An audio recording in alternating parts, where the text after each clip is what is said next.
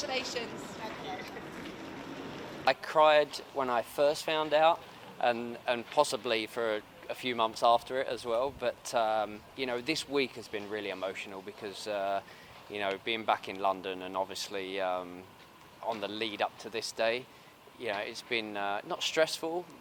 I've not been nervous. I've just been emotional.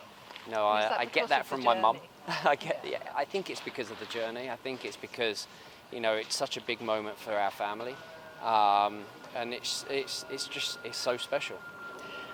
Your family have a great sense of humour. Have they been calling you Sir David at home? Are you insisting on any different sort of ways of being referred to? I'm not insisting. If they would like to call me Sir Dad or Sir Son, they can.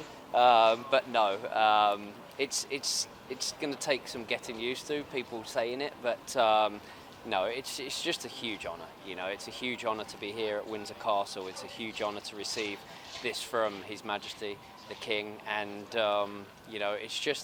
it's all round a very special day for us. Would you have happily waited any amount of time for this? Absolutely. I was just asked if I was relieved to get it, or I was proud, and I'm just proud. I'm very proud to have had such a special honour given to me. I grew up in a very humble background in the East End of London. Always wanting to be a professional footballer, and then I'm stood here at Windsor Castle with the most important monarchy in the world and getting a knighthood, so it doesn't get much better. It's a very proud day for us as a family today. I grew up in the East End of London in a very humble family, and this moment, my dream was always to become a professional footballer, play for my country, play for Manchester United. And everything else that has come with that has been incredible. But today, to be honoured by, the most important institutions in the world and one of the most respected institutions in the world, being an East End boy, it's a very proud day. Take us to that moment when the sword's landing on the shoulder. That's something very few people experience. What's going through your mind at a point like that? I was just hoping that I would get it all right, because obviously you get walked through it and told what the protocol is, and then obviously to see His Majesty the King stood there and receiving me, and being as elegant as he always is and charming as he always is, and it was such a special moment.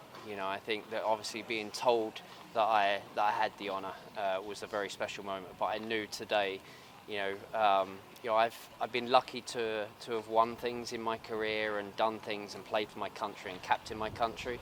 But without doubt, this is the moment that makes me very proud. I think for a number of reasons, not just obviously my career, not just getting it for the sport, but to get it for the philanthropic work that I do, that's so important to me. And my charity work has always been work that I don't have to do. I do it because I love doing it. I do it because I make a difference. I do it because we make change.